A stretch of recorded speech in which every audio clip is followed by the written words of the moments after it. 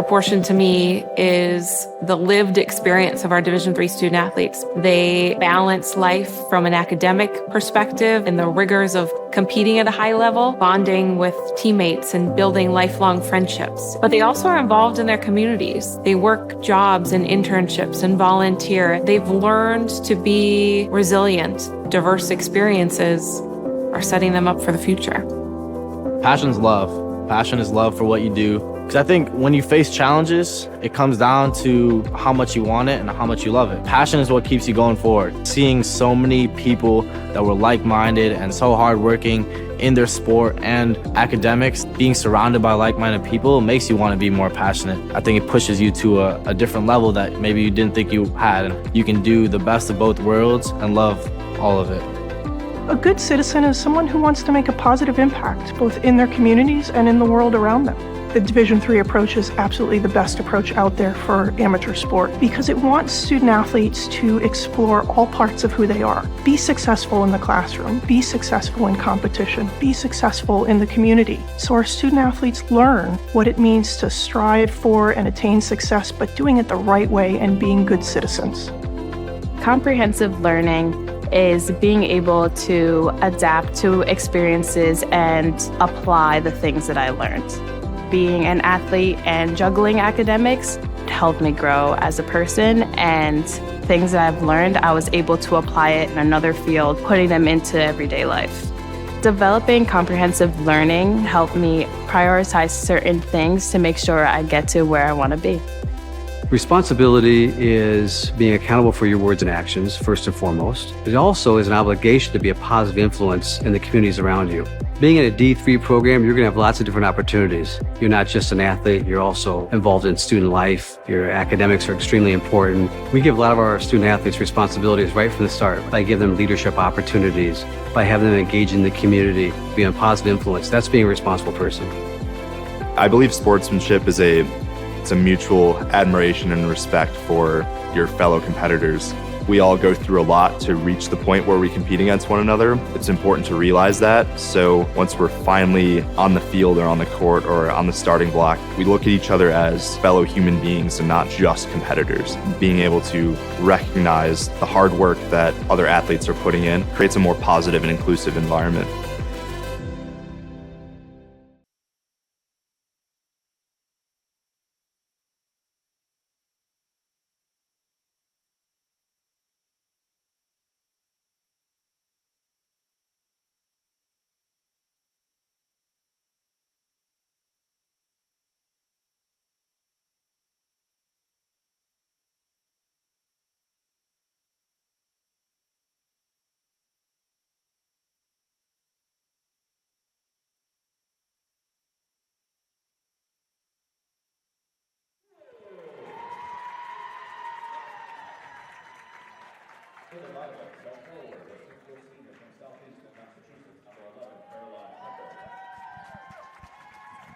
We welcome you into what could be a historic day here at Carnegie Mellon University as the visiting New York University Violets look to establish a new NCAA Division III record.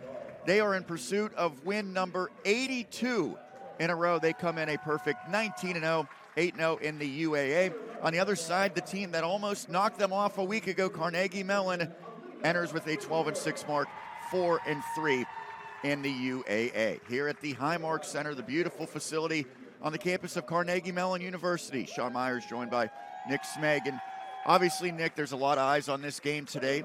Rightfully so. New York University has not lost a game since March 11th, 2023. They tied the Division III NCAA mark on Friday with their 81st consecutive victory. They have a chance to put themselves alone atop the record book in Division III basketball if they're able to win this one today.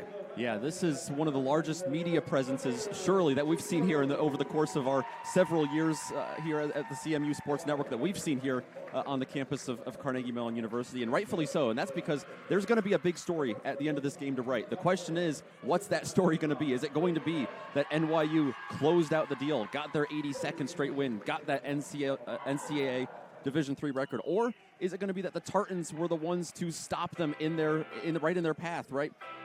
You mentioned it, Sean. 81 straight wins. They were scared a couple of times in those 81 games, no more so than last week in NYC when Carnegie Mellon lost by just 1 point to the Violets. So there's a lot of teams here that have played with confidence in UAA play, rightfully so, but maybe no more so than the Tartans today, coming off that big almost win last week. Yeah, it's certainly not fait accompli that the record will be established here today. For a team that has been so dominant for such a long time, typically winning games by 20, 30, 40 points, we mentioned the 1-point win at home against Carnegie Mellon. The Tartans had the ball in the final handful of seconds and a chance to potentially take the lead or win the game. Couldn't get a shot off. But even last time out at Case Western Reserve, it was a single-digit victory, 73-65. Now, obviously, they're playing very good teams, but you can also maybe question, are they aware and maybe feeling the pressure of this record? Right, and it's, there's always student athletes, Sean, that say, I don't think about the numbers, I don't think about the records. You hear that all the time with 1,000-point scores. I can assure you that 82nd straight win is at the forefront of everybody's mind here in this gymnasium today. It is Violets basketball off of the tap, a team that graduated so many great players from last year. It's incredible that they've been able to continue unblemished this season with only one senior on the roster as a spin move inside and off of the rim for Cabera. And so Carnegie Mellon dodges the first potential bullet. We mentioned just one senior on the roster, Caroline Pepper, who's a terrific player. Their leading scorer and leads the conference in scoring. She's the only player on the roster that has tasted defeat as a member of the Violets. That came when she was a freshman. Yeah, and even the defeat she tasted was, few and far between. And then it was an NYU team that got knocked out in the Elite Eight, right? So it's still just an incredible career she's had. Tartans with their first possession. Timko off on the mark. Offensive rebound and a turnaround jumper. That comes up a bit shy. Defensive board cleared by Clark. We'll say that quite a bit. She's a terrific rebounder at 9.5 per game. Eden Williamson with the basketball. Now it's moved out at 3 off. And an offensive rebound by Clark. Hit the underside of the rim. Second crack, no good. Another offensive rebound. How about Clark one more time? She'll kick it out. Dominance early by the Violets on the boards. And finally, they cap it off with a 3-ball as Pepper knocks it down.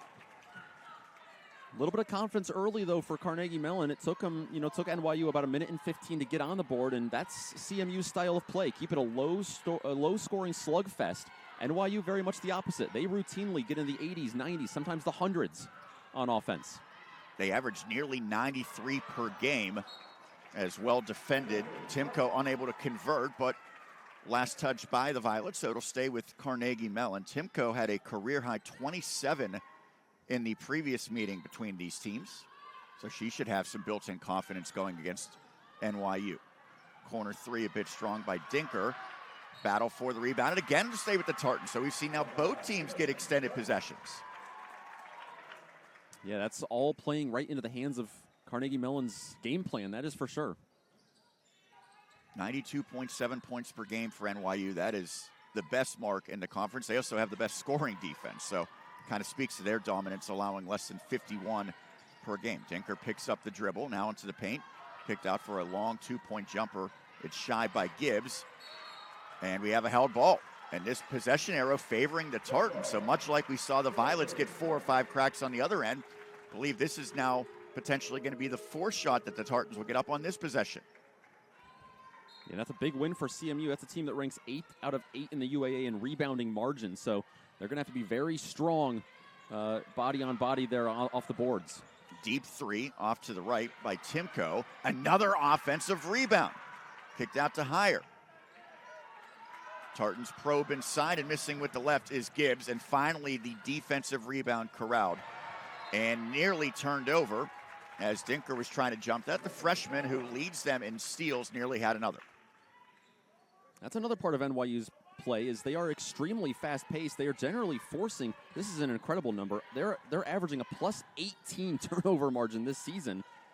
And CMU, though, that's one area that they have shined a little bit is they like to get the hand in the cookie jar and rack up the steals. Defensive breakdown leads to an unabated drive. However, Batchelor missed it. I mentioned that last time these teams played, Timko at a career high. Batchelor did the same on the other end. 3 ball short, and with the rebound is Clark. Clark second in the conference in rebound. Transition three left short. Clark, Johnny on the spot, can't hit it. We have seen several point-blank opportunities. Kay Barra couldn't hit the three, and then Clark right at the 10 off the mark, as there's good hands defensively by Kay Barra to strip it away. Yep. Substitutions early for CMU. Just a very uncharacteristic start for NYU, and you mentioned it, right? Everyone's thinking about it. I'm sure there might be a few more nerves than normal for the Violets. A lot of that pressure mounting. Shelby Lewis checking in for the Tartans. Ball is loose. And it's going to be a foul against Carnegie Mellon. And those are the mistakes you just cannot afford to make against a team like NYU. You cannot hand them over free possessions, and then the foul on top of that. More so a tactical foul there, just trying to win the possession back, but unable to do so that time. Assessed on Timko. First foul of the contest. Certainly Carnegie Mellon can't afford to have Timko limited. She leads them at better than 15 points per game. Three ball off the mark by Pepper, and one and done this time as Timko has the board. Niti Bangalore's on the floor as well for Carnegie Mellon. One of the reserves seen some early run.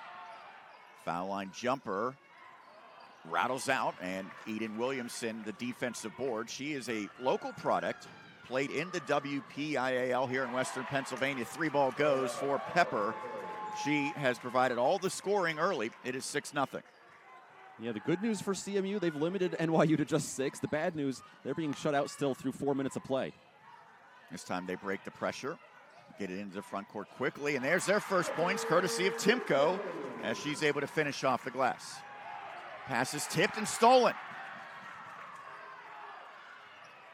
Tartans throw it onto the block, and that will yield the first foul of the contest against the Violets, as Clark, the guilty party, and a little shaken up afterwards, trying to work out the kinks in the leg.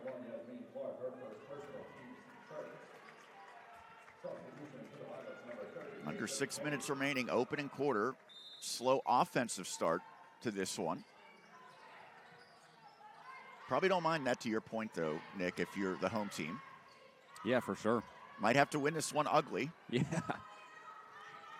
No one's beaten NYU cleanly in the last 3 years, that's for sure. So you got to get a little creative, start thinking out of the box. Williamson charged for the foul. I mentioned she is from nearby, competed at Trinity High School. Rare that you see players from the WPIAL compete in the UAA, especially outside of Carnegie Mellon. She's been a key contributor for NYU, has Williamson. Really good defensive player as well, one of the best in terms of racking up steals in the conference. Down to 5 on the shot clock, and the Tartans beat the buzzer. They're able to get the ball into the hands of Benet, and she puts it home, making it 6-4. 4 straight for Carnegie Mellon. Benet's presence in the paint is often pretty clutch for the Tartans. It's going to need to be crucial here today. Deep 2 misses by Pepper. Mentioned she's the only senior. She's a decorated one at that. She was the Rookie of the Year in 22-23. First team All-Conference last year. Exactly 5 remaining in this opening quarter. We will step aside. It is a 6-4 lead. New York over Carnegie Mellon here on the CMU Sports Network.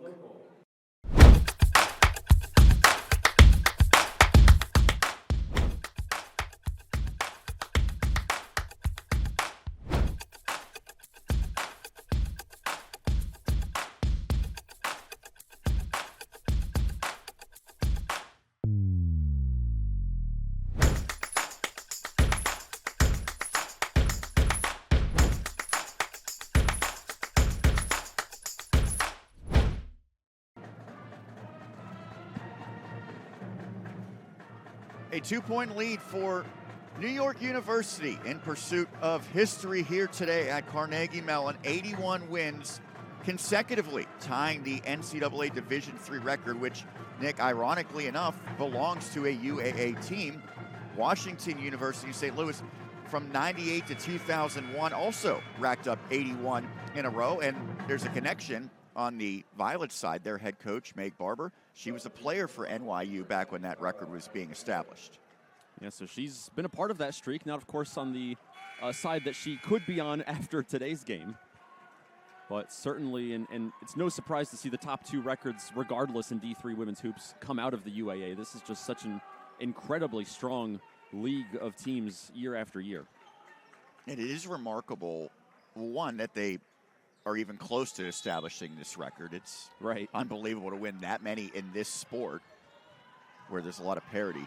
But they graduated so many great players from last year, Natalie Bruns chief amongst them, and have just one senior. You figure, if you want to use the term rebuilding, this would kind of qualify as that, just looking on the composition of the roster. Yeah, it's a scary thing for everyone else in Division III women's basketball, because NYU certainly, I mean, they're looking like they're here to stay, and they're not losing anytime soon. Bangalore. Unless CMU can say something about it. Well, yeah, it's certainly a team that has challenged them previously. Bangalore airmailed that pass into the post for a turnover. How about this early? A combined 4 of 23 shooting between these two teams. Certainly not offensive excellence to this juncture, although the effort has been there. There's one player who has been excellent offensively, as Pepper has another. She's accounted for all 9. They've come on a trio of trifectas. And that's NYU's style. I mean, it's not even that they're making a ton of shots. They make a ton of threes, and it's not like a team like we see elsewhere. And, Grinnell, I know, is famous. They're a team that almost exclusively shoots threes. That's not NYU's play, but they just have so many possessions that the three-pointers rack up. They've only made 3 baskets, but they're starting to pull away here in the first. Shoot it at 37% on the season from distance. That's the best mark in this conference. Tartans try a different approach. They get it inside, and Shelby Lewis puts it home. First bench points of the contest to make it 9-6. Yeah, 3 threes for NYU versus the 3 twos from the Tartans. Well, I had a women's basketball coach one time that wisely said 3 is worth more than 2 when he explained his team's offensive approach. Well, they got to stop her because Pepper is out of her mind right now. She has 12 points. Yeah, she's single-handedly getting this done right now. Well, she's coming off of, by her standards, an off night on Friday, as there's a response courtesy of Lewis, and now she's maybe the hot hand for CMU. Pepper had just 13 points on 4 of 11 shooting last time out. Another 3, this one wide open, off the mark by Kay-Barra, and a defensive board for Carnegie Mellon, down 4. That was a scary look because Kay-Barra was way wide open. Looked like Dinker had a little bit of a step there, but she didn't take it all the way to the cup. Instead, that one contested. Gibbs, offensive rebound, kick out, good ball movement. Extra pass leads to an open wing 3. Dinker can't knock it down. Offensive rebound thrown inside, and the finish courtesy of Gibbs. Really good clean ball movement there from Carnegie Mellon. They didn't get frazzled. They were not overcome there, and they just kept their foot on the gas pedal, got 2 points. Nearly created a turnover there. Now the ball's on the floor, and look at the effort by NYU. My goodness, but ultimately it does result in a turnover.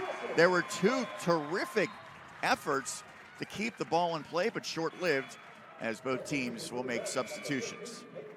Yeah, we just saw the replay there of the diving effort right at half court, and like you mentioned, ultimately it was all for naught, but I mean, that just speaks to the volume of play that these two teams have had this season. Great work by our producer, Hannah Knoll. Drew Von Sayo and Maddie Hyman, our videographers here today. Carnegie Mellon University, the venue for this potential historic afternoon. 3 ball off the mark by Dinker, and now a run-out one-on-one opportunity, and the Violets will reset. Legal didn't want to try to force that one. Instead, they get it to Clark, and she's having a rough go offensively so far. She clearly has been potent on the glass, but a couple of shots at the cup that she's not been able to convert. Yeah, still no points in the paint at all for NYU. They've all been from outside the perimeter there. Well, the Tartans do not look scared at this point. I think they know that they can play with the Violets. Now the question is, if it comes down to the wire, do they have the confidence that they can win the game? But they certainly know that they can go toe-to-toe against a squad that has really, for the most part, blown out all the competition for about 3 years in a row. Yeah, and I mean, CMU has confidence too, right? They went into the Paulson Center, walked out with a 1-point loss, and then just Friday night beat Brandeis pretty much at the buzzer here on this court at the Highmark Center. So they've played in a ton of close games this year. That is a very difficult shot by Bangalore and a defensive board. Yeah, you mentioned a win against Brandeis. Timko had the game-winning jumper with about 3 seconds left. 3 off the mark by Zara Alexander. Carnegie Mellon's had success getting the basketball inside. Easier said than done against what is a stifling and potent defensive unit. Alexander really extending the defense on Bangalore. It's impressive that they are so good at racking up steals and not picking up a ton of fouls, although that will be a foul, and it's the second on Eden Williamson. That is worth monitoring. She'll probably likely have to sit for a bit. To the dismay of the Violets bench, who said that Williamson was straight up. Not just the bench, but got to give credit to the really large group of Violets faithful that have made the trip here to Western Pennsylvania today. Also aware of just how rare this feat is, win or lose for NYU today. First foul shot off the heel for the freshman for CMU, Nisha Musa Nuri. She's averaging less than 2 points per game. And misses both. You can't leave many points on the board if you want to stun the undefeated and top-ranked team in the country. That's exactly right. Free throw shooting's been a little bit of an Achilles heel for CMU all season as well. Alexander a little out of control, and it results in a travel. Tried to do too much there. And that's the 3rd turnover of the game for NYU, 2 for CMU, so it's been really clean despite the a lot of action back and forth, lots of congestion on the court, and errant passes like that will still work out. Now that one nearly a steal. Instead, it's going to lead to a 2-pointer the other way by Lewis, and she ties the game. Lewis has 6 off the bench. NYU still has not have any points in the paint. That might change here. Well, it will not because of the travel. As Brooke Batchelor, we mentioned she had the Tartans number last time, but took 1 step too many. We're seeing maybe a little bit more anxiousness and nervousness on the Violet side right now. Couple of travels. This is really as good as the pregame script could have gone for Carnegie Mellon through 1 quarter of action, because high percentage shots are just so much more sustainable than what NYU has produced thus far. And they've got a chance to take the lead to the second. And they will, it looks like, because Lewis answers, and she gives Carnegie Mellon a 14-12 lead after the opening quarter. Got to stick around for this one. It is a big-time matchup. Tartans up 2 as we head to the second on the CMU Sports Network.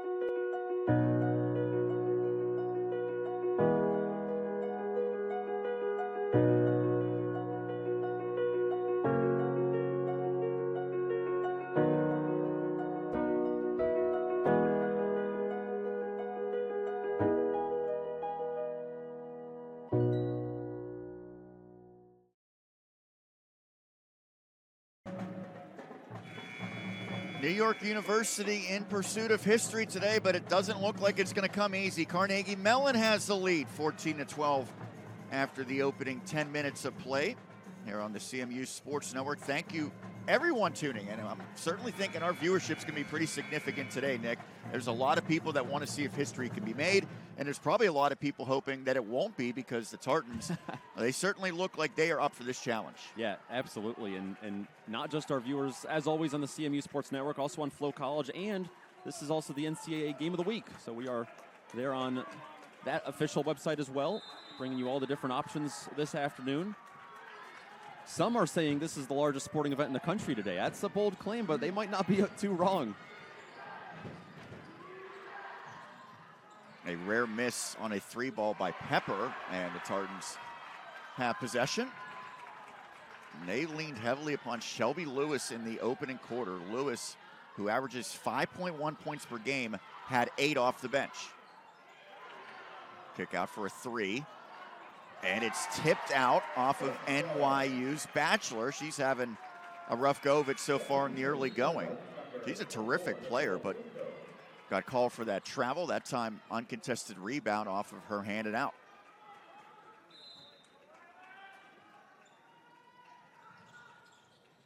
Carnegie Mellon coming off of that thrilling victory on Friday against Brandeis as a foul on the Violets. Oh, and that might be against Pepper as well. It is. That's her first.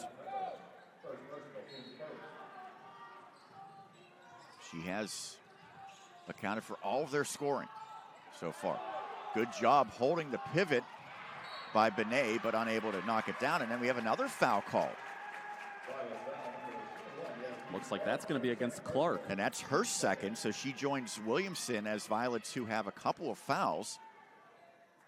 And they will quickly make sure that she checks out as Caitlin Kenny will take her spot. Can't afford to have a valuable player like Clark picking up her third less than a minute into the second quarter.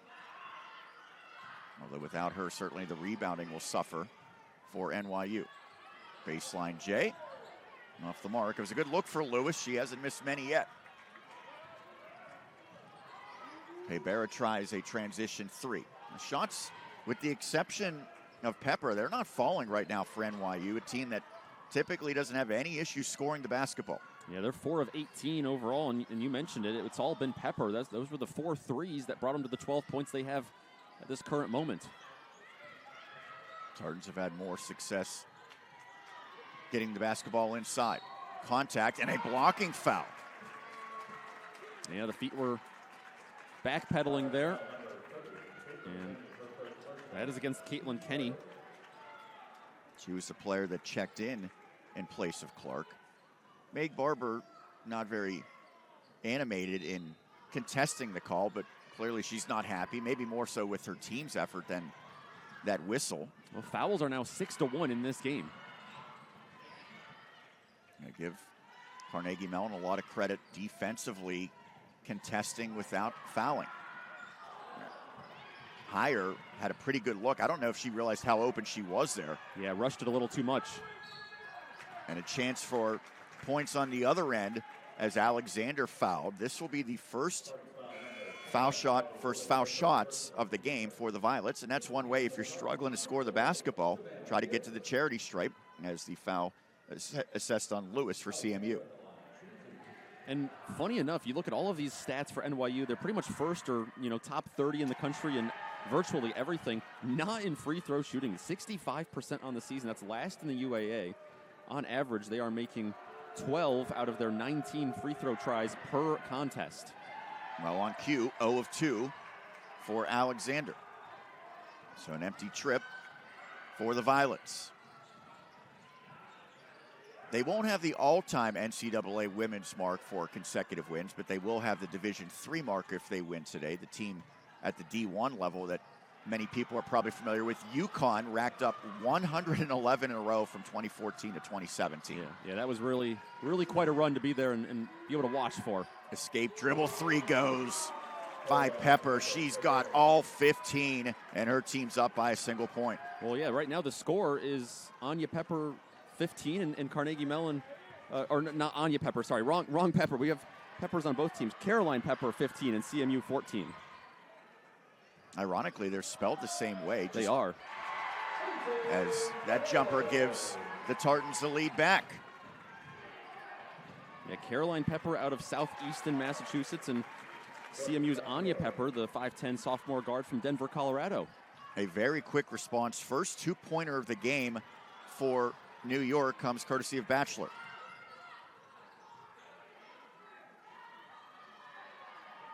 Tartans slowing things down a little bit with Dinker. She'll back it out. Good look on a straight-on three, and it's nothing but net. Gibbs hits it. That's the first triple that the Tartans have been able to sink today. Big move back in front for them. 5 points for Gibbs. Pepper, ironed on kind that time. Tartans quickly into the front court, and it rolls home for Timko. That's the first multi-basket lead of the game now for the Tartans as well, 21-17. And a defensive breakdown on the other end leads to an easy two for Kenny. Well, these teams are gassed right now. CMU's got 3 at the table, 2 for NYU. It's been an exhausting start to the second quarter. Yeah, and the defense that was so good for the first 12 or so minutes becoming a little bit less airtight. Timko, her career high established just over a week ago against NYU. And a wild attempt that time by Dinker. It almost went. And then a foul assessed on the Tartans. Goes on Benet.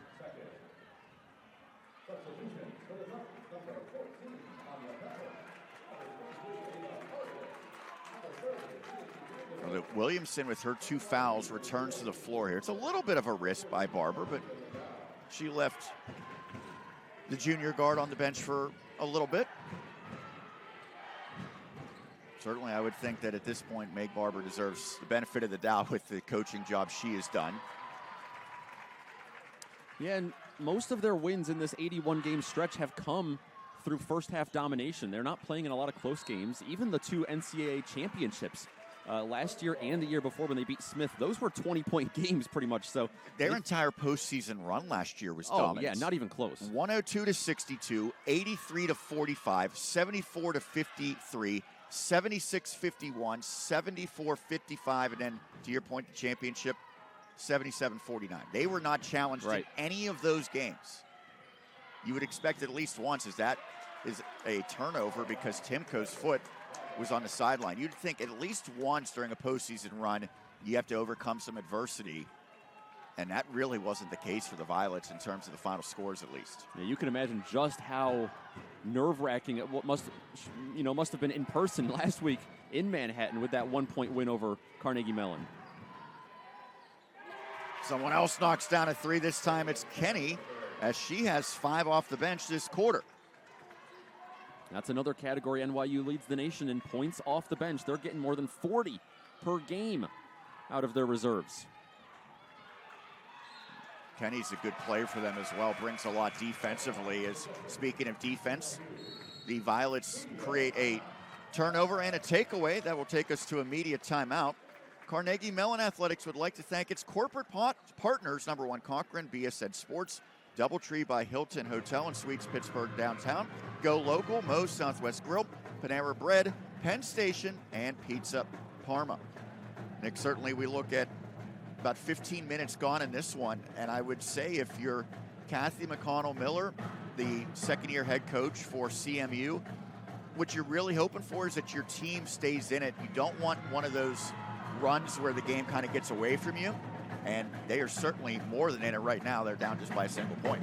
Absolutely. Both teams shooting 33.3%, CMU 10 of 30, NYU 8 of 24.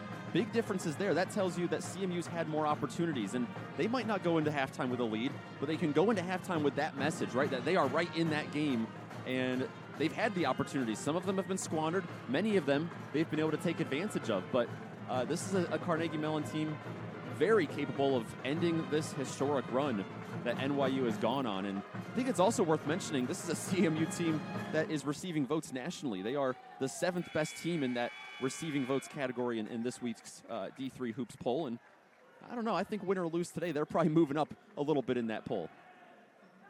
Well, needless to say, New York atop the standings in the University Athletic Association. Washington, St. Louis, and Chicago deadlocked for second. They're each at 6-2, and then it's the Tartans at 4-3. Every team has a win. Case Western Reserve, the last place team, is 1-7, but that was a team that, as we mentioned, threatened the Violets. Now, it was still an 8-point win, but New York University, in tying that record, it was not a start-to-finish blowout. Yeah, wins for NYU in this stretch in the last 3 years by less than 10. It's only happened a handful of times. In Case Western Reserve, they're 8-11 this season, but they're a very good team up in Cleveland. They were able to add to that list. Good finish by Pepper. This time she shows that she can score it inside as she banks it home. She's got 17 of the 24 for her squad. It's a 3-point lead for the visitors. Tartan's looking for an answer. Dinker cut off. A few times it looks like Dinker's maybe second-guessing, trying to find her own offense. She's a freshman, so this is, I'm sure, a pressure situation for her as well. Down to 2 on the shot clock. They do beat the buzzer, but can't get the roll, and now the basketball's loose and thrown away. Good effort by Lewis to keep it alive. However, it's going to lead to numbers for the Violets the other way. Lewis still behind the play. She comes all the way back and snatches the rebound off of the Legal miss. Yeah, really impressive stuff there from Shelby Lewis. Got to get across. Oh, barely across half court there. Legal led the Violets in scoring last time out as there's a blocking foul. She had 17 points in 11 minutes. Yeah, very efficient. And that's another key part to NYU's game is they're super efficient, making pretty much half the shots they take, always winning the rebounding margin, turnover battle as well. Kenny picking up her second foul. So there's 3 different Violets who have a pair of fouls. Higher will trigger in for Carnegie Mellon. Under 3.5 left in this opening stanza, the opening half, I should say. Just a 3-point margin. Violets score nearly 93 points per game. I don't think they're going to get there today. It's a good turnaround by Dinker. Gets her team within 1. Those are her first points. Yeah, and you said it, no one on pace for 90 points. That was step 1 to the game plan for Carnegie Mellon. That was something they accomplished last week, though, against NYU. Step 2, plays like this, a big steal and maybe a fast break point. Chance to take the lead. They will. Good job pulling up by Benet. Slowed herself down. She's got 6, and her team's up 25-24.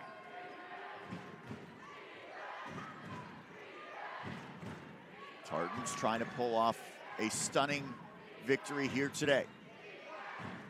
NYU already tied for the record, but Violets want to be alone atop the history books. Oh, nice ball fake in the finish, courtesy of Legal. That's great job baiting the defender. And a scary fumble there for Timko, but it was just poke-checked by Brooke Batchelor, so it will stay with CMU here.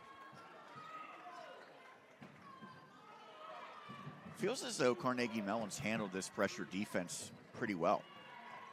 Yeah, and that's something that they struggled with early in the season, started to face it more and more, and they've certainly been cleaning up that process this year as well. Lots of improvement in that part of their game. Well, they have found something in this freshman, Shelby Lewis. She's become their go-to option today inside. And she's going to head to the line, a chance to potentially give her team the lead back. Yeah, she's had some huge games. This is her 19th game of the season. All have come off the bench. She's put up some big numbers, though. 18 against Alvernia. She went 15 points and 15 rebounds against Dickinson. Even had 10 points against St. Francis, a Division I team, of course, that CMU defeated earlier this season. She has tied it just to give her team the lead. She does. And in double digits now with 10 points. Dinker checks out. Lewis also a state champion in her high school days in Maryland. Playing for Mount DeSales Academy, Fulton, Maryland product. She had 4 points in the previous meeting between these schools. So that's a big bonus for Coach McConnell Miller to get +6 already in that regard. 3 ball off by Pepper. Battle for the rebound. Ball trickles out, and it will be Carnegie Mellon's possession. Yeah, Eden Williamson really frustrated with that call.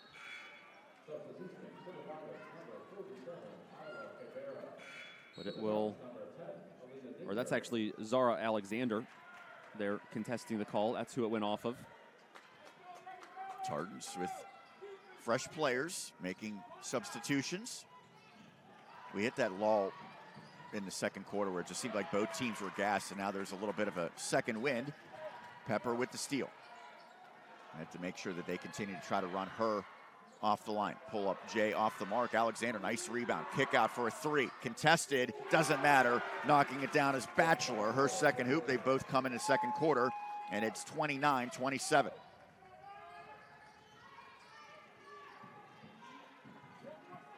All eyes on this game here today. Potential history at stake. Dinker, three, no. Offensive rebound by Lewis. She's been everywhere. Draws a couple of defenders and then couldn't make the pass out of it. They're starting to really put their focus defensively on Lewis. Batchelor nearly with an acrobatic finish. She's going to head to the line to shoot a pair. Yeah, good defense on the other end for Caitlin Kenny there. NYU almost able to stretch together the coast-to-coast play. It does feel right now, Nick, like this is a little bit of a danger zone for CMU if the Violets were to, maybe get a score here or stop and then would have a chance for another score. Don't want to see what was a 1-point lead turn into potentially a 2-score deficit heading into the locker room. Although that will help. Batchelor missing the first. Mentioned a team that doesn't shoot it well at the stripe. 0 of 3 so far in this one collectively for the Violets. 0 of 4, that time halfway down. Those are big free opportunities here for CMU, especially with 45 seconds left until halftime. You would think they would want to go 2 for 1 here.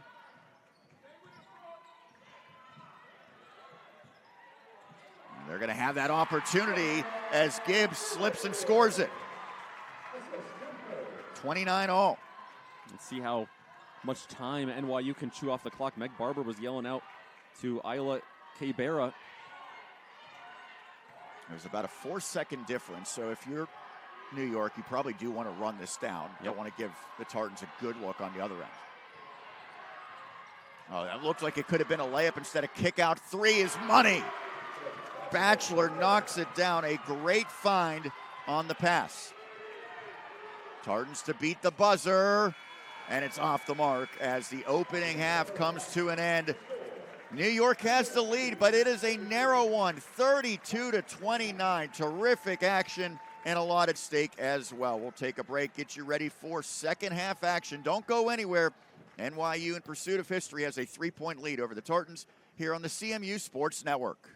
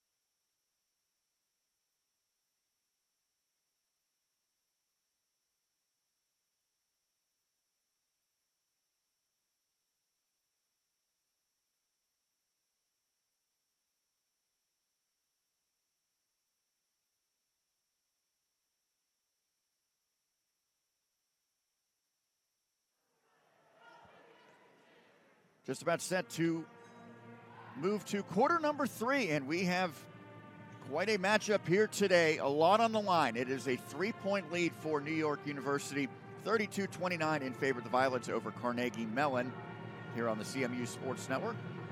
Sean Myers and Nick Smeg on the call, and Nick, no doubt, one of the biggest, I think, bullet point items for Carnegie Mellon is don't lose the game early. Hang around, give yourself a chance heading to the fourth quarter, and certainly heading to the final few minutes if you can whittle it down that far. So far, so good. They were certainly on even terms. I thought at times they actually were the better of the two teams, but ultimately the three-pointers proved really in favor of the Violets. Because of that hot shooting from behind the arc, they have a narrow lead of 3 heading to quarter number 3. Yeah, they've led by as many as 4, the Tartans have. NYU's led by as many as 6 when they had a 6-0 lead right at the get-go. So this is very doable, really, for either team. It's shaping out very similarly, though, to that game last week where NYU defeated CMU at home in Manhattan by 1. NYU would love to repeat that. They'd love to, of course, win by more than 1 if they could, but this is a tough team to get past, and NYU's got 20 more minutes to make history here. Yeah, they've already tied the record, so a little bit of pressure in one sense is off because they won game number 81 in a row on Friday at Case Western Reserve, a game that surprisingly was just a single-digit margin as the Tartans get it inside, but missing at the cup is Benet. Yeah, we've talked about the nerves and the pressure that comes with this record. There might have been some just to tie the record there. No doubt. That was a quick trigger 3 off the mark, and then the pass was tipped by CMU, and Dinker can't believe it. She wants a review.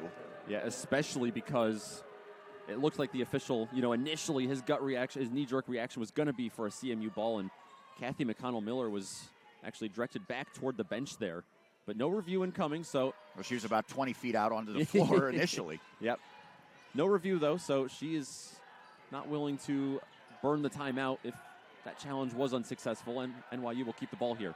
She's part of the first family of basketball in Western Pennsylvania. That's right. Legendary McConnell family. Her sister, Susie McConnell-Serio, is truly, I think, one of the most decorated women ever relating to basketball. And I say relating to because not just as a player, but what she's done as a coach. Maybe just as impressive or more impressive than what she did as a player. Gibbs, by the way, picking up the foul as that halfway down rattles out offensive rebound. Kick out for a 3. A lot of contact, no whistle. Activity by Clark on the offensive glass. Kept alive by NYU, but only briefly thrown away as Timko has the thievery. That's a huge rebound there initially for NYU. CMU out-rebounded the Violets through the first half, 27-19. That is uncharted territory for the Violets this season. Carnegie Mellon has a negative rebounding margin this season, whereas NYU is about +8 in that category. Yeah, almost 45 rebounds per game for the Violets. That is a hefty number.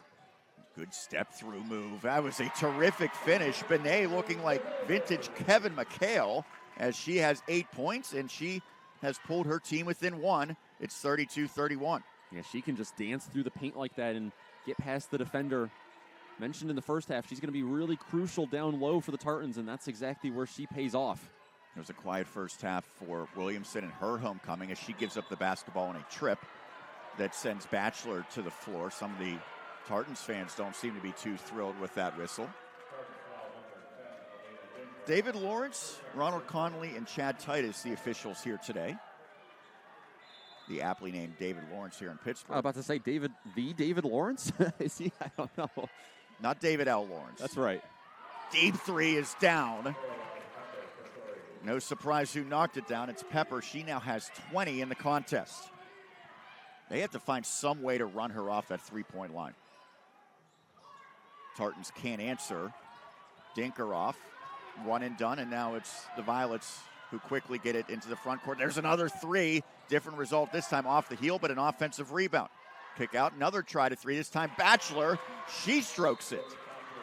And that will prompt a timeout. What a surge from three-point territory for NYU.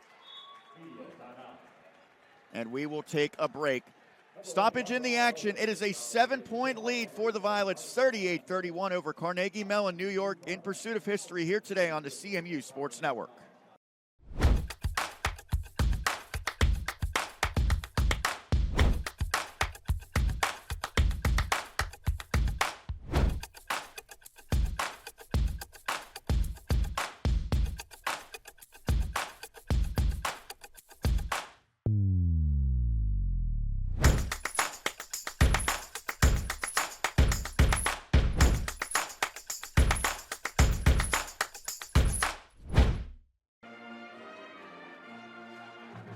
Couple of three balls by the Violets has NYU up by 7, early stages third quarter. Sometimes you need breaks when you're a team trying to pull off an upset, and maybe the Tartans didn't get one on a recent whistle there.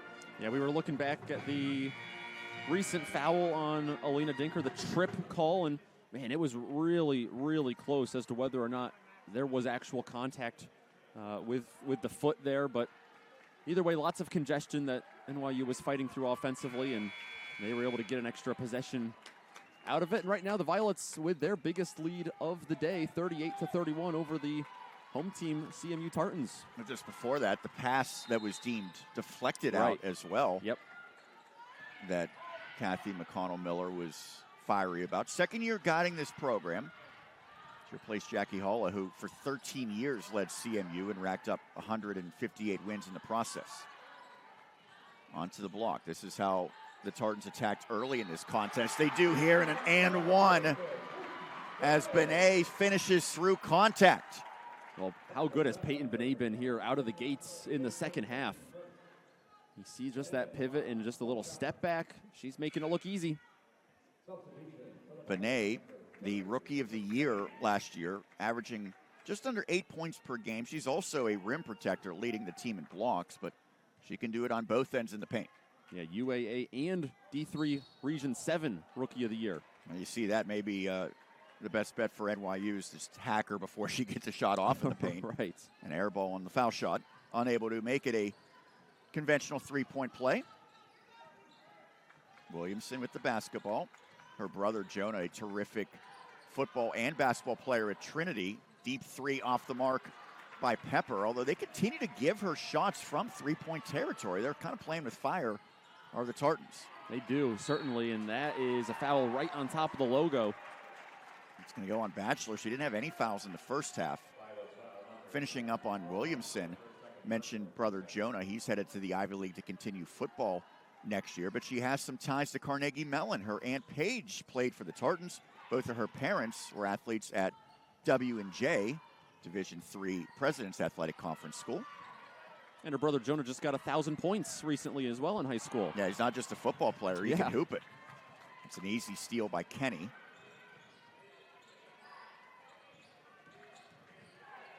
Drive inside, a lot of contact there, and I think Kay Barra sensed it as she was able to get into the act of shooting, and that will send her to the stripe. We had a very up and down first half, and we're seeing a little more physicality here in the second, which is not surprising based on just how close it was and just how high the stakes are in this one. First point of the game for Kay Barra, who's a double-digit scorer, almost 12 points per game. So CMU's defended her well, but sometimes you wonder, good scores, can they get into a rhythm with just a couple of foul shots? We'll see.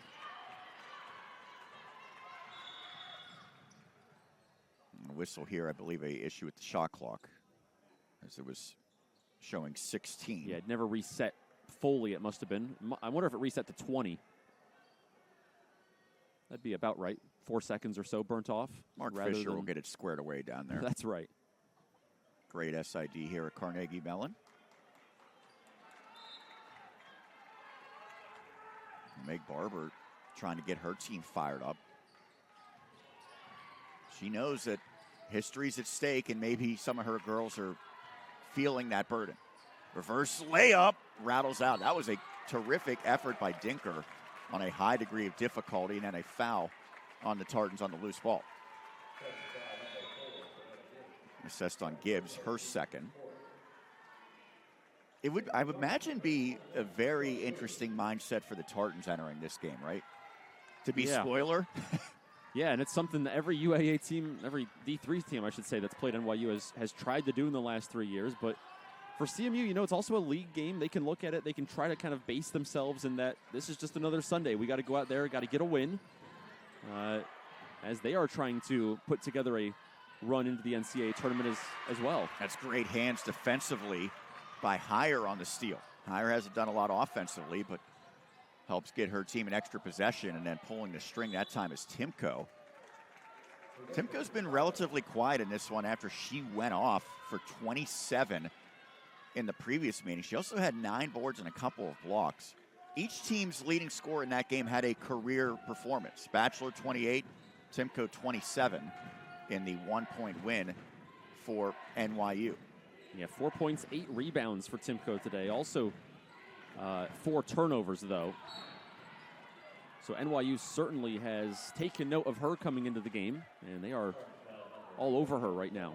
Kay Barrett tight-roping the baseline there and draws a foul in the process on Lewis. She provided punch off the bench in the opening half, and the Tartans are already in the penalty, not even halfway through the third quarter. And you just saw that little bit of contact is once again, and that's just enough to send NYU to the line, like you mentioned, with that 5th foul. Kay Barrett can make it a 9-point advantage, and she does. I said this late in the second quarter, but it once again feels like it could be a little bit of a danger zone for the home team. Don't want to see this swell to 12 or 13 points relatively quickly. Right, those are the games CMU has not fared as well in this season, and I don't think any team would fare well in an environment like that, down double digits to the number 1 team in the country. See if they have a counterpunch, and instead it's going to be a steal. Coming up with the takeaway, Bachelor goes coast to coast, missed it, and coming out with the basketball is Heyer. Heyer now running into the front court. Goes to work on the baseline. Couldn't tell if she was trying to shoot it or just lost it entirely, but it's going to stay with CMU, and a fortuitous situation there. The Violets are not happy with the call. Yeah, that almost looked like a kind of a tuck rule situation, right? The quarterback got his arm hit as he was making the pass. That ball just went skyward, but CMU keeps possession, and they just converted 2 points off of it. Courtesy of Timko. Good pass leads to an open 3 ball. That one misses badly by Kenny. But Kenny gets it right back. Well, she quickly redeems herself with the steal and hoop. And she's feeling it. Looked right over to her bench. Got a ton of support there. NYU fans on the road here loving it as well. Kenny, a sophomore from New York. Most of the roster for the Violets not close to home.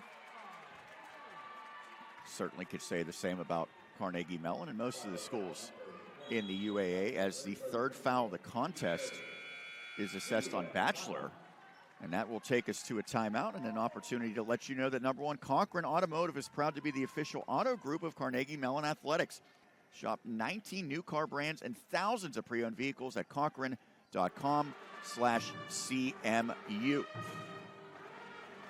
Well, you're feeling like if you're Meg Barber, your team's maybe starting to get a little bit more comfortable in this game. There was no doubt, I think, some nerves early, and there still could be late if it comes down to the wire. Everyone realizes what's at stake. We talk about the history on the Violet side, but the Tarts have an opportunity to be part of history as well. If they win this game, people always remember they're the team that ended the streak. So that's right. There's a lot at stake, and this is what you live for if you're an athlete at any level. High school, college, professional, a game that everyone is going to have some interest in one side or another. Yeah, and Carnegie Mellon trying to snap a streak of their own. This is the 75th all-time meeting between these schools, and NYU's on a 16-game winning streak in that series. They're up 60-14 overall. Got to go back to 2016, so a decade ago for CMU's last home win against New York University. It was part of that 16-17 season.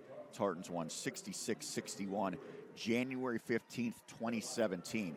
No doubt that they probably are not thinking about those past matchups. Obviously, right. A lot of the players that are on the floor, they were not even teenagers back then. Exactly.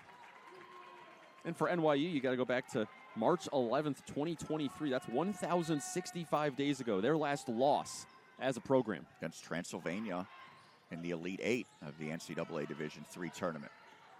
Since then, 2 perfect seasons, 2 national championships.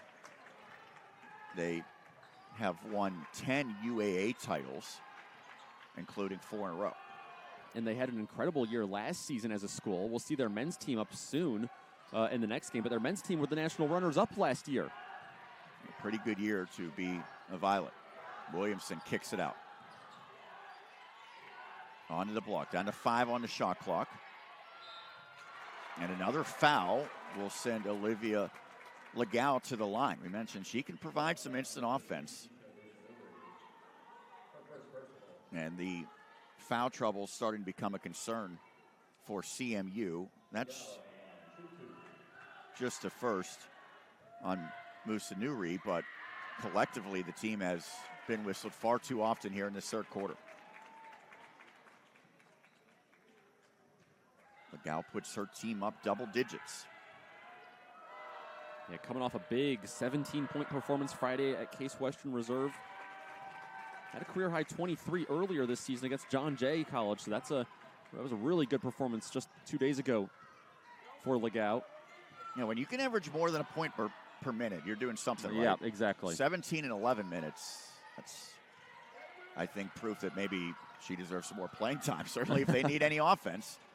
That's a great finish. Speaking of offense, by Timko, the team leader in points per game for CMU at 15.2. That's 5th best in this conference. She is rarely overshadowed, although taking a back seat today to Caroline Pepper. Pepper goes to work inside. Now she'll have a trip for a couple of shots at the stripe. And we're seeing a complete change in approach from a barrage of three-pointers to all of a sudden now with them being in the bonus, the Violets are working the paint. Yeah, those three-pointers are becoming less and less important for NYU. And as a team, they've been really good there. 10 of 26 through not even 3 full quarters is really remarkable. They've also had great three-point defense. CMU's just 1 of 9 this afternoon. But the free throws are starting to rack up as well after they started the game 0 of 4 from the stripe, remember. Now all of a sudden they're hitting them at a pretty good clip, above 50%. Pepper, an 80% shooter at the stripe, splits the pair. 10-point lead once again. Tardens trying to make a run of their own to get right back in this game. Lewis provided the offense early. She kicks it out. And a bump. It's the 4th team foul in the quarter on the Violets. Legal called for her first. And Brooke Batchelor will return to the floor for NYU as well. She playing with 3 fouls. We'll see if Carnegie Mellon tries attacking her. Batchelor, a terrific player, all conference, as there's a turnover. Alexander dishes off. The layup missed by Batchelor, and then Alexander the last to touch it. We talk about Pepper's terrific resume. First team All-Conference last year, second team All-Conference a couple of years ago, Rookie of the Year as a freshman, twice the Athlete of the Week in the conference, has 1,000 points in her career. She also has a 41-point effort in which she hit 11 three balls earlier this season against the U.S. Merchant Marine Academy. 41 points against the Marines, that's pretty good, right? Yeah, she can shoot it. Everyone knows it, and yet she still finds a way to get those looks. I think that's a credit to her as that 3 off. It's also a credit to Meg Barber and the offense that's designed to free her up enough. Probably doesn't get a lot of airspace, but just enough for her to get those shots off. There's a good cut. Batchelor goes reverse and finishes. Yeah, with Pepper, you often quantify players' seasons and how many double-digit games they have. With her, you got to look at how many 20-plus point games she's got. And she's reached 25 3 different times, including that 41 piece that she dropped against the Merchant Marine Academy. You know, Carnegie Mellon falls behind by a dozen, 49-37. Penn Station is a proud partner of Carnegie Mellon Athletics. Enjoy any of their delicious made-to-order subs. All it takes is one bite. You'll understand why at Penn Station it's all about good taste. Make sure to stop by the Shady Side location. Write this down, 4815 Center Avenue. We will have the men's game to follow. No knock on them, but I think this is the headliner because of what's at stake. 81 consecutive in the win column for the Violets. They're trying to make it 82 in a row, which would establish a new record at the NCAA Division III level. They tied Washington University, which won 81 in a row from 98 to 2001. And I think that in itself would have a lot of people tuning in. The fact that Carnegie Mellon at NYU lost by a single point a week ago creates a new level of intrigue to this one. Yeah, extra dimension there to the story. You're exactly right, because it's not only people tuning in to see NYU make history, it's people tuning in to see if they can make history. Right now they're off to a really good pace. First two quarters were very close. They've outscored CMU, though, 17-8 through the first 8.5 minutes here in the third. We'll see what the Tartans are able to get here as that one slips through the hands of Lewis. Maybe just took her eye off of it. I always think of the 1972 Dolphins and how they pop the champagne when the last undefeated team suffers a loss in the NFL season. I'm wondering. What's Wash you thinking right now? Yeah, people who played on one of those teams, or maybe throughout that time, 98 to 01, do they have the bubbly ready if Carnegie Mellon pulls off the upset today? Is that swatted away? It does stay with the visitors, but a good rejection as Musanuri says, get that shot out of here. Freshman from Illinois. I'll tell you who's going to be celebrating no matter what happens. That is the UAA. They've got a conference to be very proud of. The fact that they've got their two teams in the last 26 years going at it against each other. A terrific rebound by Batchelor. And they're going to slow it down. And for a team that likes to go at a quick pace and put up a lot of points, maybe they're sensing today it's not going to be one of those days. 3 off the mark by Pepper, and tipping the rebound to herself is higher. Yeah, I think if you're Meg Barber, the message to the team is let's get this win today, no matter how we have to do it, right? Make history, snap the photo, because then after today, you can really reset your mindset and say, all right, now let's go for a three-peat in this national championship run. And if they do set this record, I would imagine at least some people will be thinking, can they get to 111 by UConn? That's exactly right. Yeah, then you've got a new bar to reach. And you never say never, because we know college athletics, it's no guarantee that players with eligibility will return to a given school. But they only have one senior. So exactly. Next year, they will have a more experienced team than they do right now in all likelihood. And with the program they're creating and the supply and demand, if you want to say, in the transfer portal, there are far more players, I think, that want to come play for the Violets and wear violet on their basketball jersey every Friday and Sunday than rather leave NYU, that's for sure as well. About a 3-second difference between shot and game clock. Good dish to Batchelor, backs it out, pull up Jay, missed it. A chance maybe for the Tartans to get a shot here, and they're going to get a good look on a 3 off the mark by Timko. I'm not sure if NYU realized how much time was left. Nonetheless, Tartans can't capitalize, and they face a deficit of a dozen heading to the fourth. Will history be made? We will find out. NYU up 49-37 over Carnegie Mellon here on the CMU Sports Network.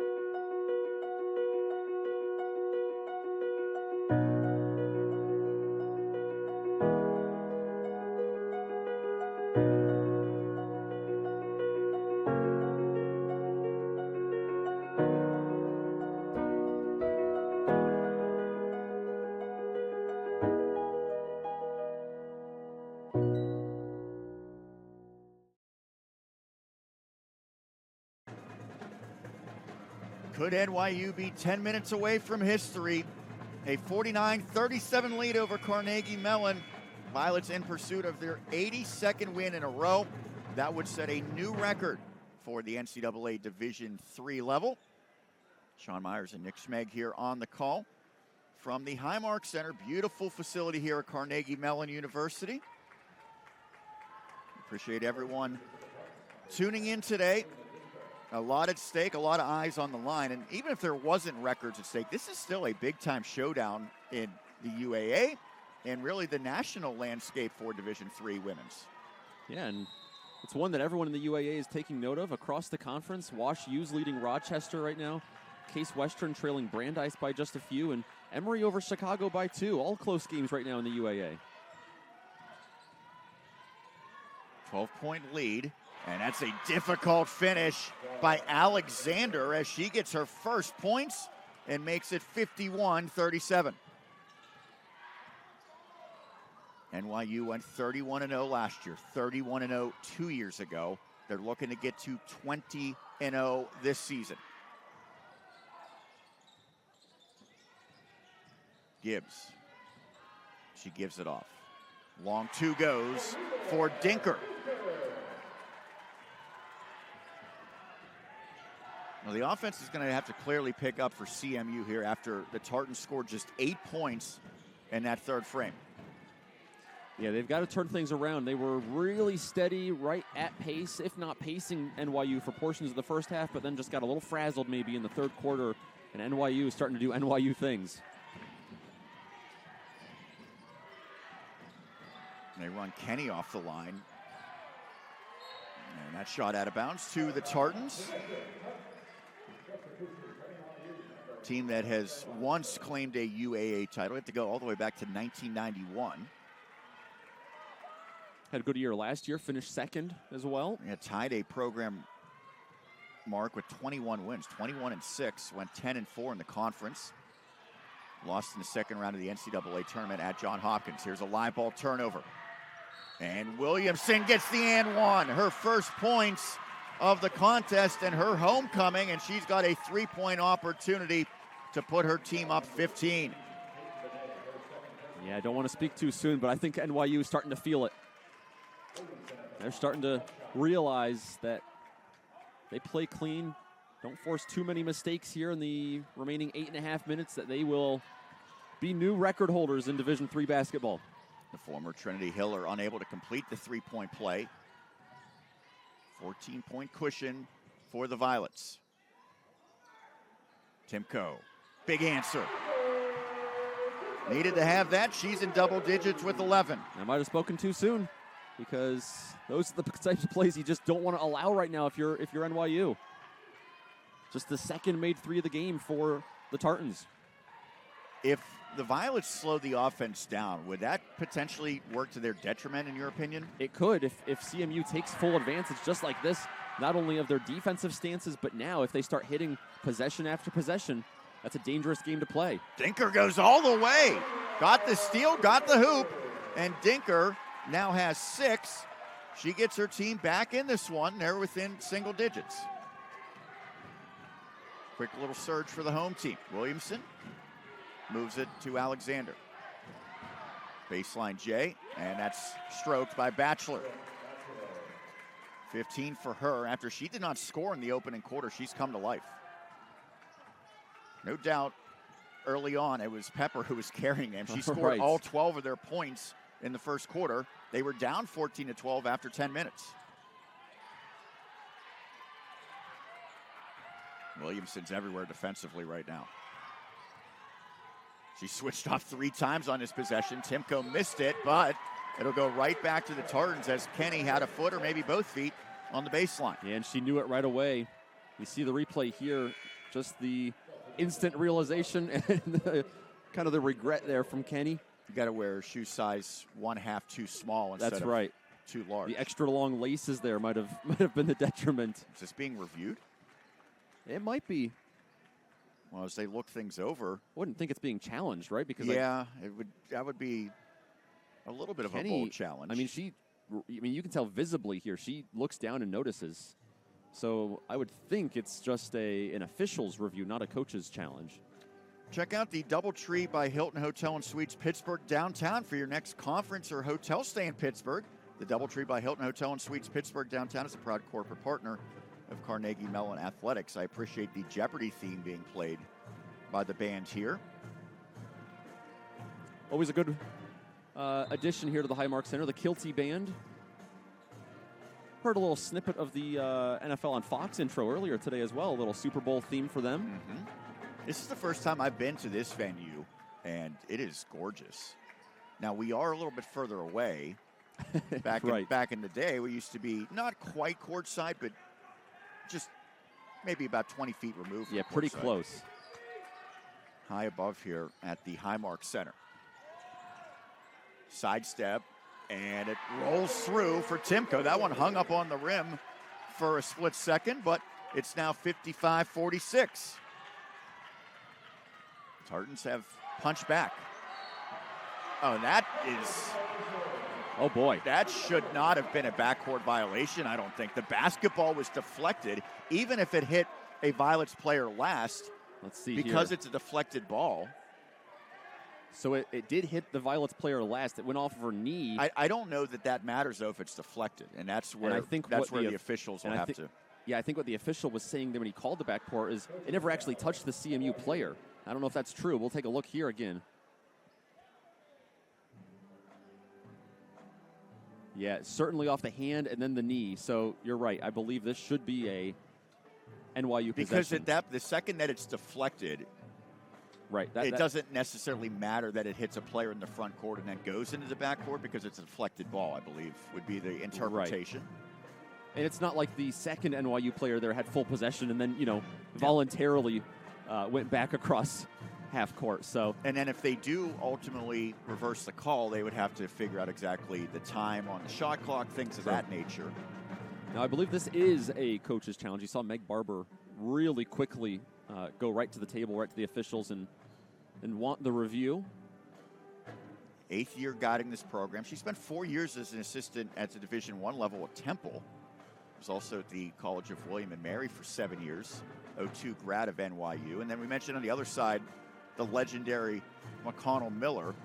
She played with Susie McConnell in their high school days at Seton LaSalle. Had an incredible run there. I'm not sure they're not going to rule in her favor here. It looks like she is not responding right now like a coach that just won a challenge. So I think that extra deflection, that most recent deflection, because it went off the NYU player, that must be, that's going to uphold, and she's going to lose a timeout as well. So a big break for the Tartans. They're going to keep the ball here. Well, now if you're NYU, the mindset has to be, let's not dwell on that. Let's not worry about it. Let's make the next play. And for the Tartans, if you can capitalize here, you start putting game pressure on a team that's looking for a record today. Felt like it was getting away from Carnegie Mellon when it was 51-37.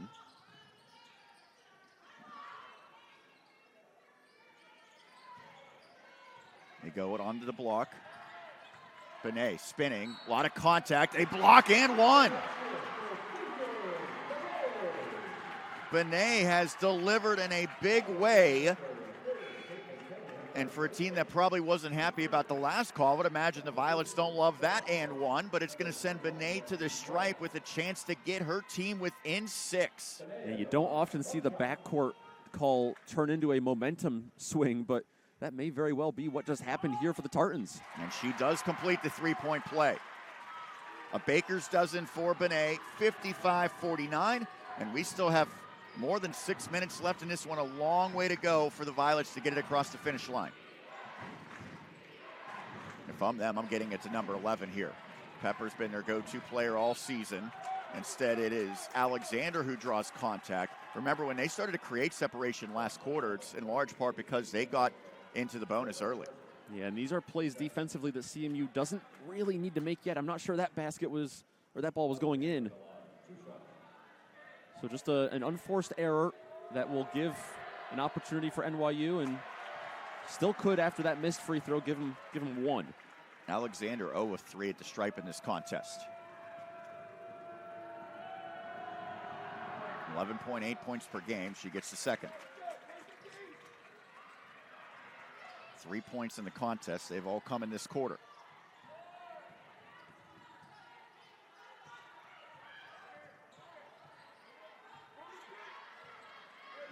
really extending the defense on Nicole Timko.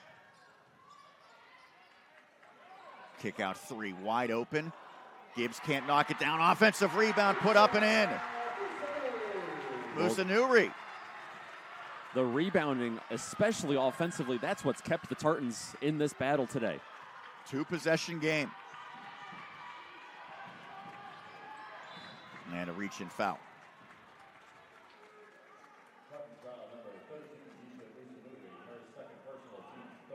Third foul on the Tartans in this frame. Yeah, that's also key. NYU's committed 2 fouls as a team. Number 1 ranked team, undefeated, going all the way back to March 11th, 2023, their last setback. Too strong on that layup. Pepper going for it. And the ball ends up in the corner, kept alive, but it goes to the Tartans' Timko. Now a throw ahead. They've got numbers here, 3-on-1. Corner 3, off the heel, offensive rebound. Benet can't get the roll. And then a defensive board snatched by Batchelor. She's trapped. And Pepper gets it across the timeline with a second to spare. Yeah, I mentioned the offensive rebounds for CMU racking up, but only 6 second chance points compared to NYU's 11 in this matchup. So just some of the opportunities not being able to be capitalized on up against the Violet defense. They get it out of the hands of Pepper. Alexander, she's been aggressive here and gets the roll. Well, she has come to life in a big way in this fourth quarter. Alexander, who averages almost a dozen per game. Quick response, however. Musanuri.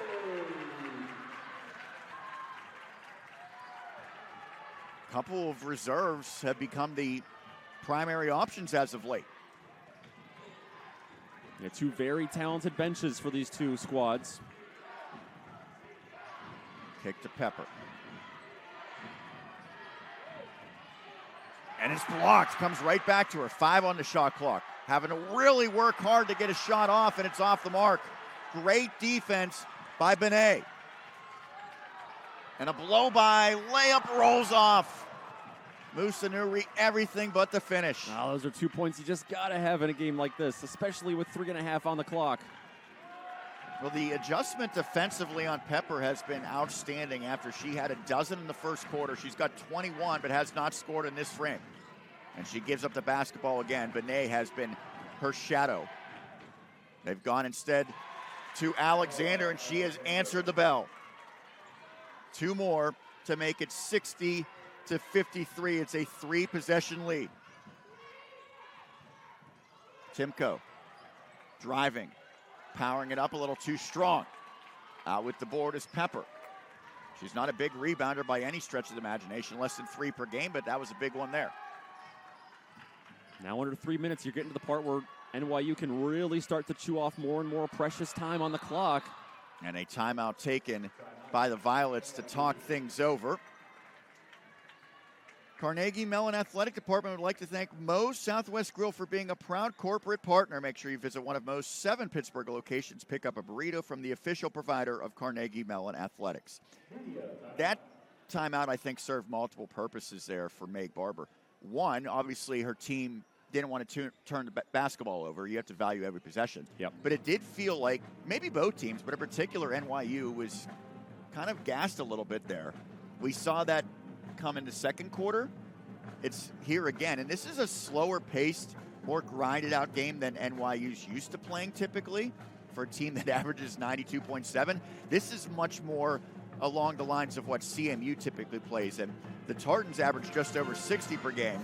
So this type of game maybe favors them, yet it's hard to say that any type of game doesn't favor NYU with the fact that the Violets have not lost in about 3 years. Yeah, exactly. No matter what the circumstances are or whatever the environment is, NYU has just prevailed time and time again in these last 3 seasons, and right now they're on the way to do the same here today in what is potentially an 82nd consecutive victory. But for CMU, I mean, you just got to give all the credit in the world to Kathy McConnell-Miller and these Tartans, because very few teams have come as close as they did last week.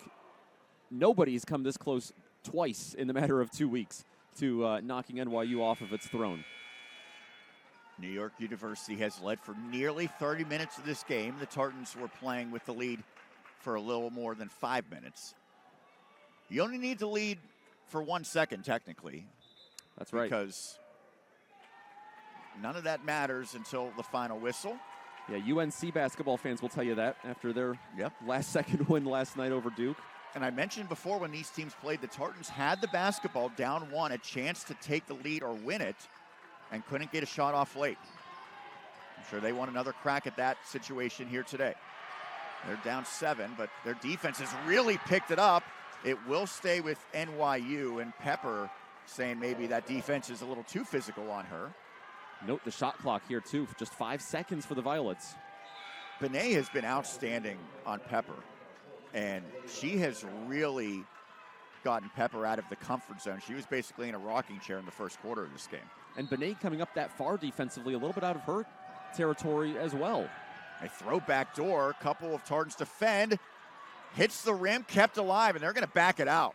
That's a great heads-up play to run another 15 or so seconds off the clock after the offensive rebound once it hit the rim. Yeah, that can burn it down to 2 minutes or so, and you're looking at that point single-digit possessions, right? 7 or 8 possessions left in total, maybe. Alexander's handoff broken up, but a 3 from distance goes for Pepper, as she finally got open and put it up about 3 steps behind the arc. And then a subsequent foul on the Violets, but back to a 10-point lead, and that maybe could be a dagger. Yeah, that may very well have sealed things up for NYU, but that's still not going to stop CMU from doing everything they can and bring this down once again to a single-digit game. Less than 2 minutes left, though, for them. Well, that last possession went about 50 seconds and still resulted in 3 points for NYU. Best of both worlds. That's the clear difference between NYU and everybody else. Timko moves it to Gibbs. She tries a skip pass, leads to an open 3, rattles out. Musanuri had a good look at it, and then a reach-in foul. That's on the floor. Still not a bonus scenario. Yep, one more. By the way, Gibbs, a player who's closing in on 1,000. She's not going to get there today, but she's been unselfish. A lot of passes to open teammates instead of looking for her own shot here. That last one is a great look, but the iron on kind on the 3 ball. Yeah, she'll get there, no doubt. Needed 33 today, has 7 right now, so certainly in the next couple weeks, be on the lookout there for Savannah Gibbs entering the 1,000-point club here at CMU. Straight on 3, off the heel. Maybe a little bit of a quick trigger by Batchelor as we're nearing the final minute, and a 10-point lead for NYU, and starting to get a sense that this could be history in the making as a timeout by the Tartans. So if you're Carnegie Mellon, you still have a faint hope, but what's it going to take on the next possession or 2? Yeah, and it's hard not to need a 3 right here, right? I mean, CMU has made almost all of their offense happen in the paint in this game. They've got 38 points in the paint compared to NYU's just 20. But 10 points in 68 seconds, that is a very tall ask. And not only is it 10 points in 68 seconds, it's against NYU. 2 of 15 from 3-point territory for Carnegie Mellon, 11 of 31. So they are plus 27 points are the Violets from the 3-point stripe in this game. Yeah, they've shot the 3 ball 28.7% on the season, 7th out of the 8 teams in the UAA. There's been a lot of attempts this season, and some games they are really right on the money, dialed up, and other games they just cannot, open the lid off the basket. Right now against this NYU defense, just a suffocating defense. Let's see what they can put together here. And that suffocating defense comes up with a takeaway. And Pepper, fittingly enough, is the one on the thievery.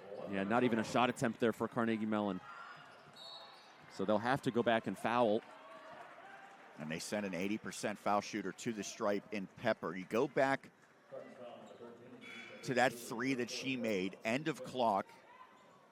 A ball that I don't think intentionally was played to her, but kind of just worked out that it ended up in her hands, late clock scenario, and she knows what to do, even if she's 25-plus feet away.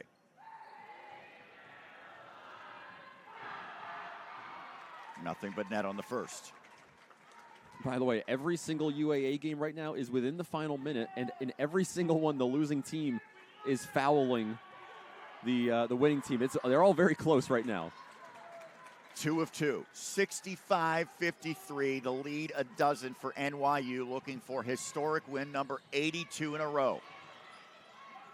And the Tartans bench encouraging Dinker to move quickly, layup off the mark. And the Tartans are going to have to foul.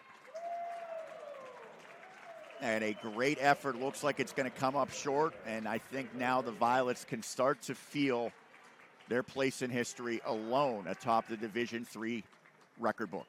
Yeah, the NYU fans beginning to come to their feet here.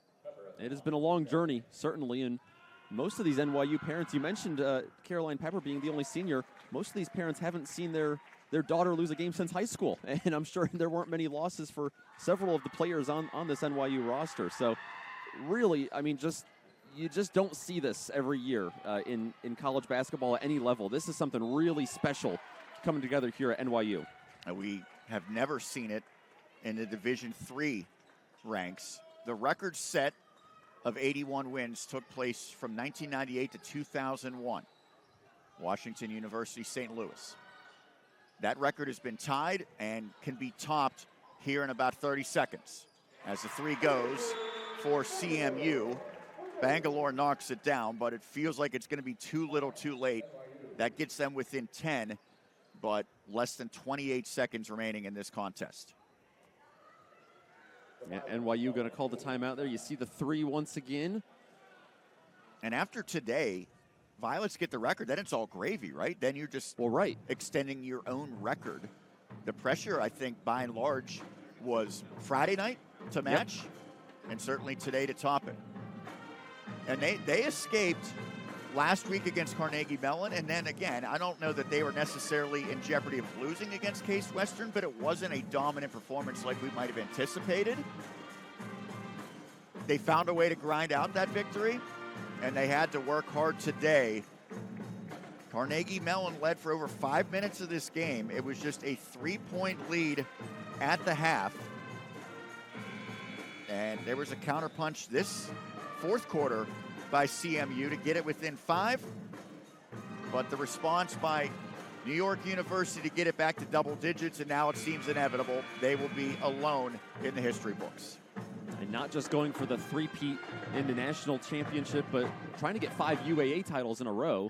They will improve to 9-0 over in the conference with a win here. Chicago is currently losing to Emory, but Wash U is beating Rochester, so they will be still 2 games ahead of the Wash U Bears. Pretty fitting, given that's who they're knocking off in the national record here today as well, with 5 games remaining for everybody in the UAA. And they're just going to go stall mode here. That Wash U team, that's who CMU will face next. They'll be on the road next weekend at Wash U on Friday in St. Louis, and then they'll head up to Chicago on Sunday. Legal is going to toe the line. Musanuri fouls out. She got a lot of run in this fourth quarter. Finished with 4 points. Yeah, 1 steal and 1 block as well. So her defense very present in the game too for the Tartans, and going to be very interested to see. I mentioned CMU's 7th right now in the receiving votes category. There are some D3 Hoops representatives, with boots on the ground here today. So I'm very curious to see where they shake up. You never see 2 losses to a team benefit someone in the rankings, but if there was a time for that ever, it would be against NYU here. Yeah, I think that's fair. Although that's not going to be a lot of consolation for the Tartans now. No, definitely not. We have a timeout taken here. So just to put this in perspective, we've mentioned it before, but it's worth repeating. The Division I record, UConn, 111 wins. So if you're the Violets, you're going to probably have to win the national championship this year and then basically make it back there next year to get to that record. Right. But at the Division III level, 81 wins had been the record since 2001. So 25 years that has stood the test of time. And coincidentally enough, it's a UAA team in Washington St. Louis that had it. That record has been matched and will be erased in 23.9 seconds as the Violets went 31-0 2 years ago, 31-0 last year, and on their way to 20-0 this season. That'll be the record as well for women's and men's basketball at Division III level. SUNY Potsdam's team from the 70s owns the men's record. They won 60 in a row.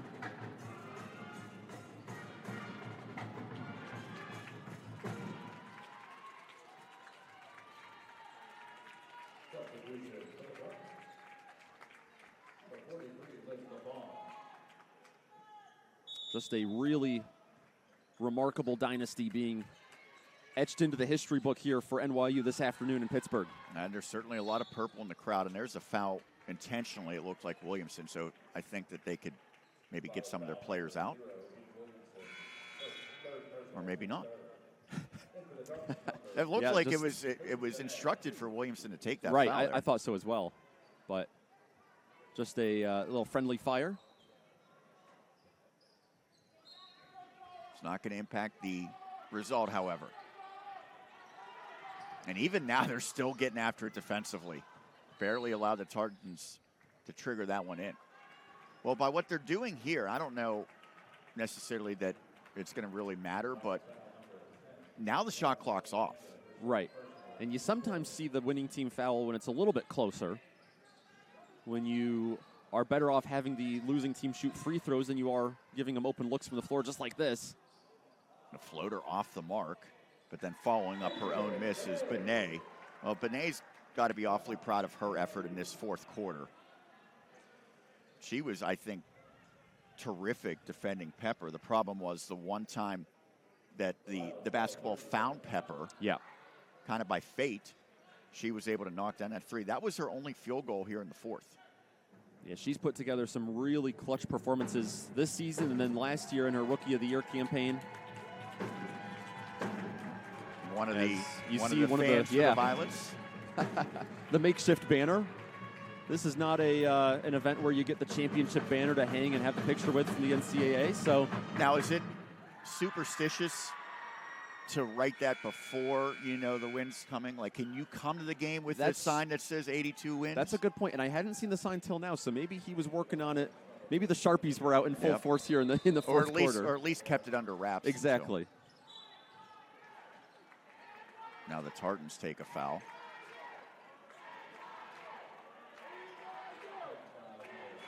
Well, there was a football game I did at Carnegie Mellon that I always say never, because the Tartans were taking a kneel down with like the victory formation and ended up losing the game. That was a long time ago, and I'm sure Mark Fisher remembers that, or maybe he's tried to erase it from his memory as that shot goes for Legal.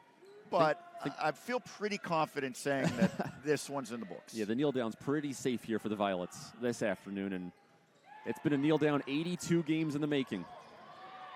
And they come up with a steal.